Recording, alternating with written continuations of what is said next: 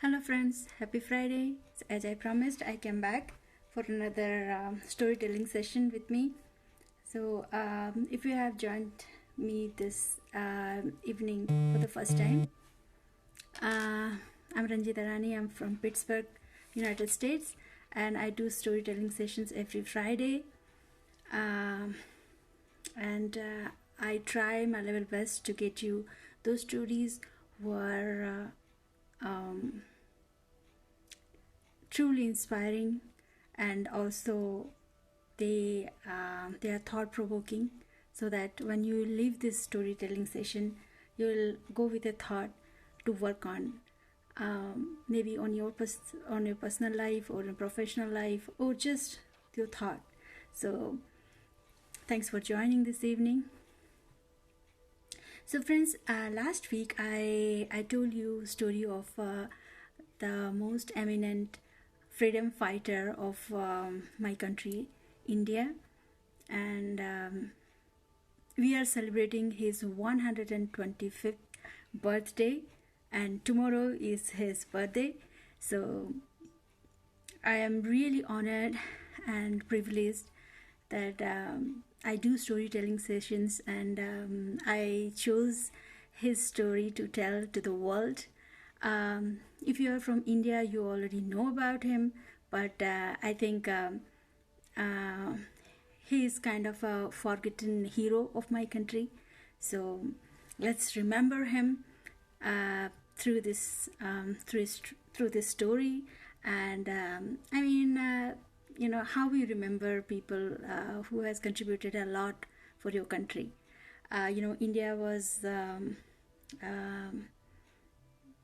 was ruled by East India Company for nearly 300 years, and in 1857 there was first struggle, or I would say revolution, to free Mother India. But somehow this mighty East India Company, they were so strong and their roots were so spreaded, and I would say they were like they had no mood to leave our country, I would say. So Mother India has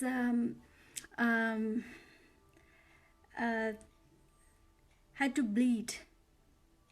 When I'm saying bleed, because she is the one, she is giving birth to all the people who we all, like, I was not even born that time, but my parents, grandparents, and great grandparents, whoever, they had to face a life which was not respectful. They were not respected, they were not honored, they never got an opportunity to be like an equal. So East India Company came to India to do business, and ultimately somehow we all know that they had this rule to divide, and that's their rule: divide and rule. So somehow they succeeded in their maneuver, and entire India,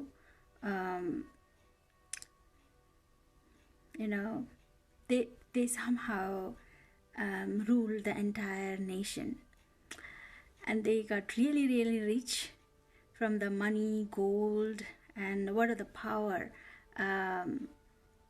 they got from India, and strengthened themselves. So when I'm saying power, I'm talking about the manpower.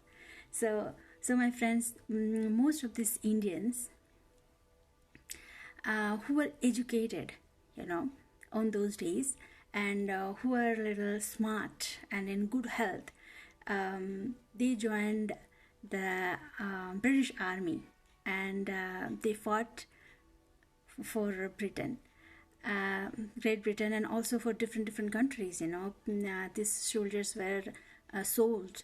I wouldn't say sold. They were traded for different wars. So there were these Indian soldiers. They were prisoners in Japan, They were prisoners in Russia. They were prisoners in Italy. I don't know. They were like everywhere. So, so my friends, the thing is, um, um,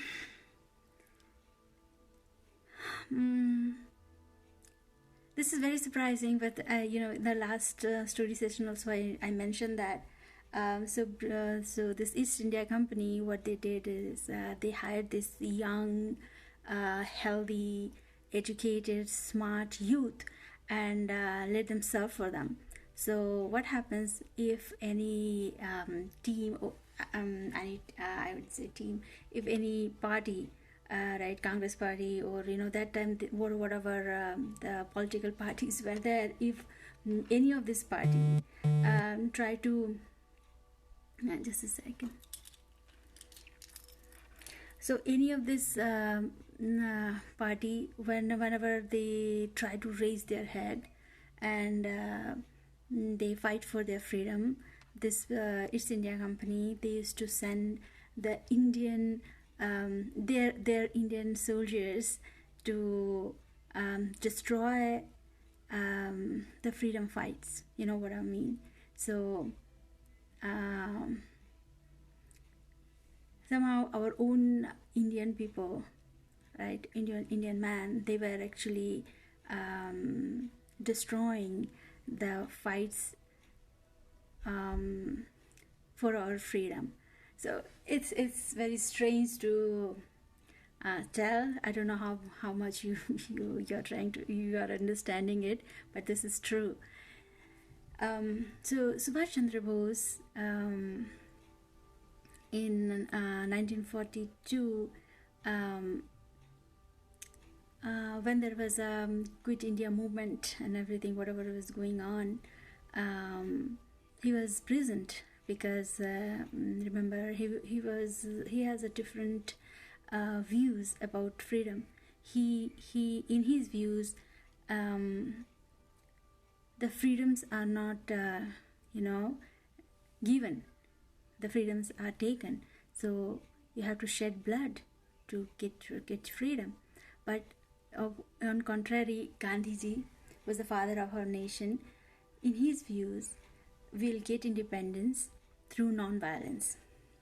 So my friends, Subhash Bose was prisoned, and somehow he did not eat there, and he was forced by these Indian soldiers, but he was so adamant. He did not eat anything in the prison, and ultimately they have to let him go and put him in a house arrest.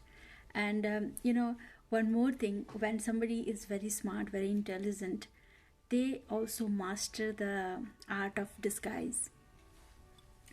So Subhash Chandra Bose, he mastered that art of disguise. And what he did, he did some kind of makeup, or I don't know, just changed his getup, I guess. And he disguised into Muhammad. And through Kabul, he reached Germany. And who was in Germany that time, creating a lot of nonsense in World War I and World War II, especially World War II, because 1942 World War II was going on. So I'm talking about none other than Hitler. So somehow Hitler gave an opportunity to Subhash Chandra Bose to meet with him and discuss his new plans. So he proposed a plan to this Axis group, who are France, Italy, and who was Russia, German, and I don't remember who else. So all these people were very, they were skeptical that how Subhash Chandra Bose will build an army to fight against Britain. So Hitler told him, we can just meet and then we can talk about our strategies. But Hitler is a Hitler, right? So he was very much into body doubles, and what he did, instead of he sent one of his body doubles to go and meet Subhash Chandra Bose. And then within just a look, because he knows how to disguise, right? So just in a look, in a glance, he identified and said, you are not Hitler, right? So he said, yes, you're right. Let me send you the real Hitler. And then next meeting, Hitler did the same thing. He sent another body double. And this time again, Subhash Chandra Bose, he identified him and said that you are not Hitler. I really want to meet Hitler, not his body doubles. And Hitler understood that this man is not an ordinary man. He has been fooling so many bureaucrats and delegates by sending his body doubles instead of him. And then he honored Subhash Chandra Bose, but he didn't understand what exactly Subhash Chandra Bose wants. He wanted a free India without any compromise. So also Hitler and other Axis power gave them this opportunity to meet with all these Indian soldiers who have been traded to different countries to fight wars, First World War, Second World War, and they were in different prisons, and they were just rotting on these prisons, right? I mean, they were from Indian origin. Who's gonna fight for their freedom? So Subhash Chandra Bose collected all these guys who were trained, right? Look at the smartness of his intelligence of this great man. What he did, he collected those guys. They were already military trained, and gave them a small little hope that instead of fighting for different countries and traded by East India Company, why don't you fight for the freedom of your own nation and become the freedom fighters, right? So these soldiers, they found a new hope, and they were also released from the prisons. That's a good thing. And Subhash Chandra Bose built this invincible army called Indian National Army, and they marched towards India. But at the same time, I told you Hitler was a Hitler.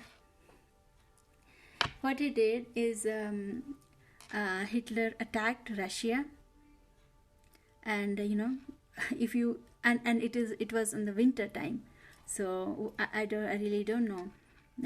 This Messiah of massacre was wrongly informed, or he was just ready to be doomed, or just he wanted Germany to just closed from the Second World War. I don't know, but his decision was extremely wrong, and I don't know if ever Germany has faced those kind of defeat, but they were defeated really, really bad.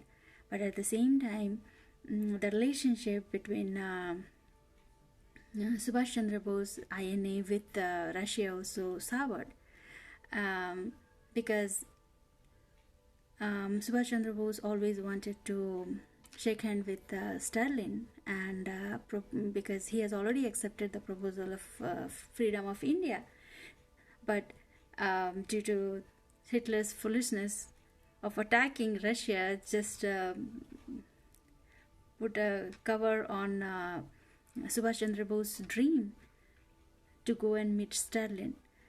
And another thing happened. What was that? Is Subhash Chandra Bose, he took a lot of he actually he was not kind of a person who used to believe on the help from the other other country for a war or ammunition or food and shelter. But he had no other option, because that time Indian Congress, they were against violence, and they were against Netaji Subhash Chandra Bose. So he had no help whatsoever. So he had to take help from um, Japan and Japanese troops. But how much they helped, God only knows. You would have already, I mean, if you're aware about the Imphal war, guerrilla war, uh, you would have seen how the Indian National Army, they fought with the English soldiers who are not English. They are also Indians, but they were fighting for East India Company, and INA won that war, the guerrilla war, and 40% of his men were sacrificed. So this is a huge number, but sorry to say, but India has got independence 70 years ago, but not even a single INA soldiers had ever received a recognition or given a name on the stones or whatever. We have this custom that we put the, or it is the custom in this world that you put the name of the soldiers who have sacrificed their life for the freedom of their country, but none of them got their name. So maybe in 2021 somebody can start this. There were like thousands of this young man from all over India. They have sacrificed their lives, so their name should be written on the stones, and they should be properly recognized, I wish.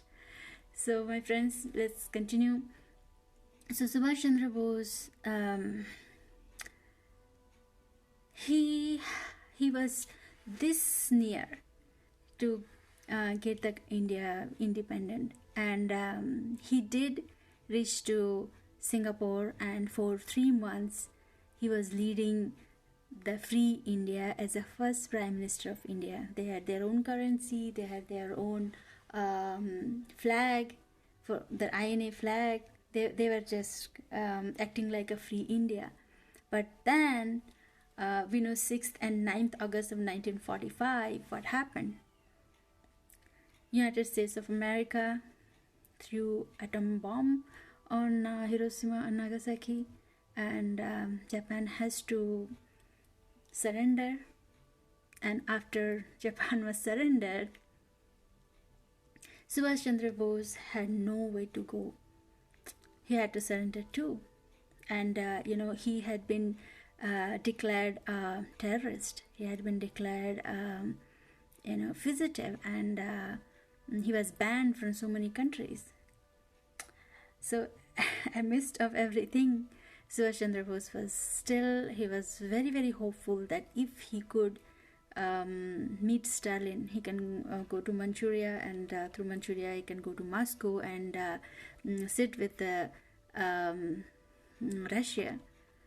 Russian bureaucrats. He can still have a chance to free India.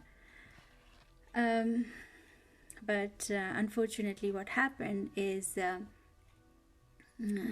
he boarded a plane from Saigon to Taipei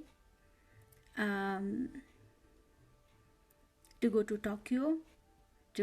That was the plan, that he's gonna meet with the Japanese and talk about how he's gonna do the surrender, because he's gonna do the surrender with the Japanese, or he has to do the surrender by himself, because he was acting like a Prime Minister of Free India, right? But the plane crashed, and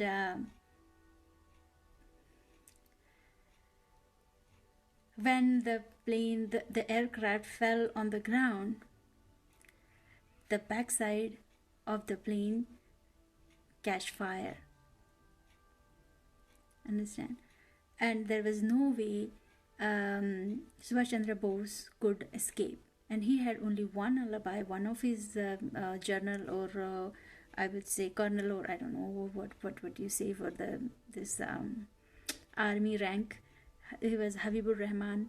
he was with him, and he realized that Habibur Rahman realized that Subhash Bose is alive, but he has got some cuts here and there, and unfortunately, it was a bomber aircraft, and there was a lot of gasoline, and somehow Subhash Bose's dress was soaked with gasoline.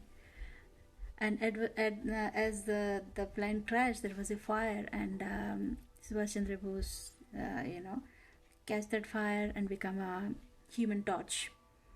So Habibur Rahman tried his level best to protect or save his life, burnt his hands and face and all that, but somehow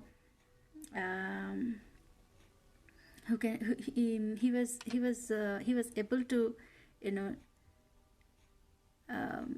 get him out of the plane, but he was like badly burned. Subhash Chandra Bose was badly burned.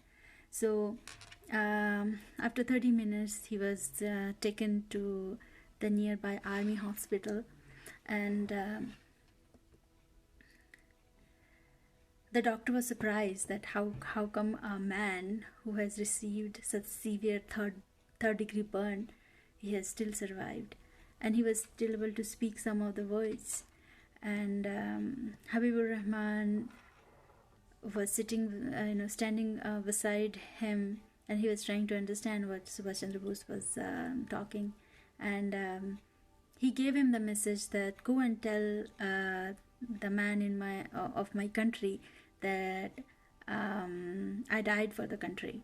That's the greatest message, because somebody is about to die and they're still thinking about their own country. That doesn't happen all the time, my friends, right? That night, Subhash Chandra Bose died, and they planned to take his body fly his body to India, but there was an issue because Japan has already surrendered, and there is no other plane which can accommodate this big coffin. So what they did is they planned to cremate his body, and that's it. That's the end of a martyr. That's the end of a biggest freedom fighter of India, of this modern India. No, my friends, that's not true, because he just staged his death. That's the truth. So what happened? Instead of taking the plane from Saigon to Saigon from Taipei to Tokyo, he actually took another plane to Manchuria, and he escaped to Russia. So this is true. There is so much evidence that he was in Russia. And when I read that one, I was so thrilled, and I never even knew that our Subhash Chandra Bose, he was that smart, and he could plan such a thing at the time where Britishers were like just a bit far to catch him and then kill him. Anyways, so my friends, all the story about putting his left, what do you say for that, his ashes on the Rankoji temple and all, these are all kind of eyewash, and Subhash Chandra Bose escaped, and God only knows there was a airplane crash or not on that day. Nobody knows, but he staged his death. He went to Russia, and I think by the time when he was in Russia, he was in Siberia, and I don't know, nobody has any evidence or any proof that he was been well treated or he was not well treated, whatever it is. But somehow in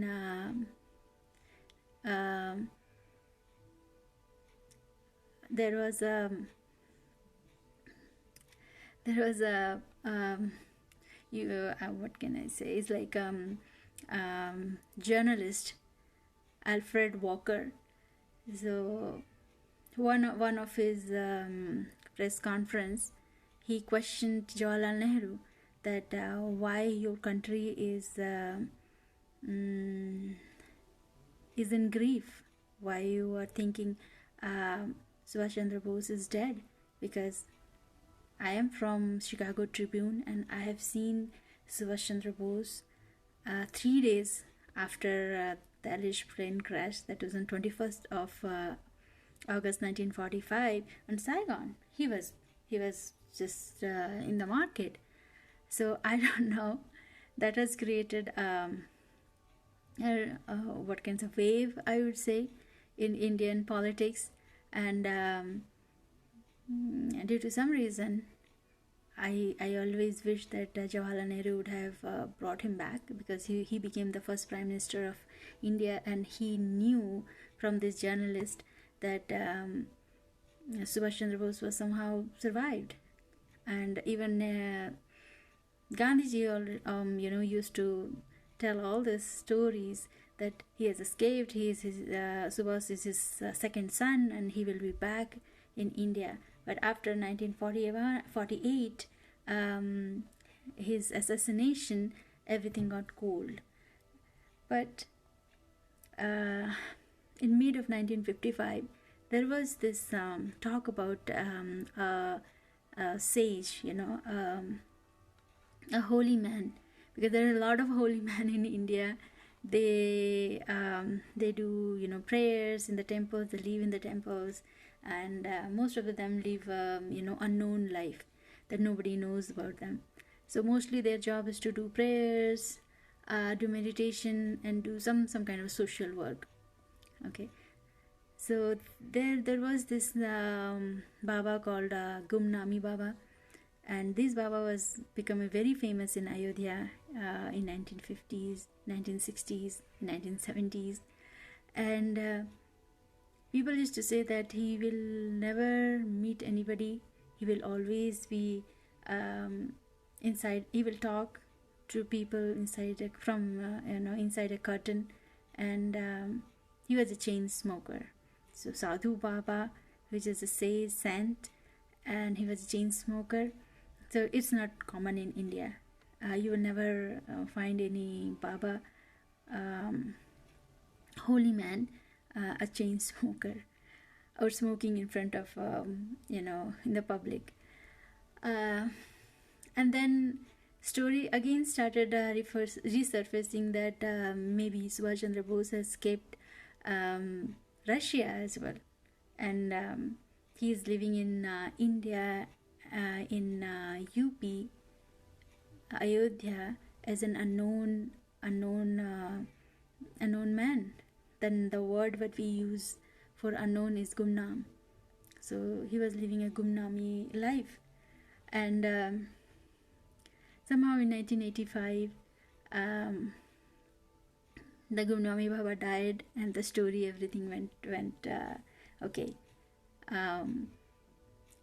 So which one is true? He died, Subhash Chandra Bose died in a plane crash, or he died in Russia because Russian did not treat him well.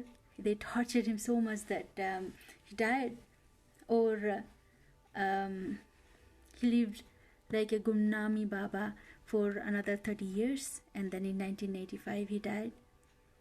So my friends, this is what I had. This is such an intriguing story, very inspiring, and when I was reading this story and watching this movie Gumnam, I was so thrilled. I really request you guys, my friends, I know whoever is watching my video is gonna watch my video later, do watch this movie Gumnam, and there is this book, very very famous book, I have ordered that, called Conundrum by Anuj Dhar and Chandrachud Bose. And also the book which I am reading right now is My Struggle by Subhash Chandra Bose. This is really really interesting, and there is also the Indian Pilgrim. I have not ordered that yet, but I'm going to order that too. That is also written by Subhash Chandra Bose. So my friends, please take a little time from your busy life and schedule and do a little bit of studies and read about this great man, great freedom fighter of India, and show a little respect. And also with me, join me to celebrate his 125th birth anniversary, and just say Jai Hind, take care, bye.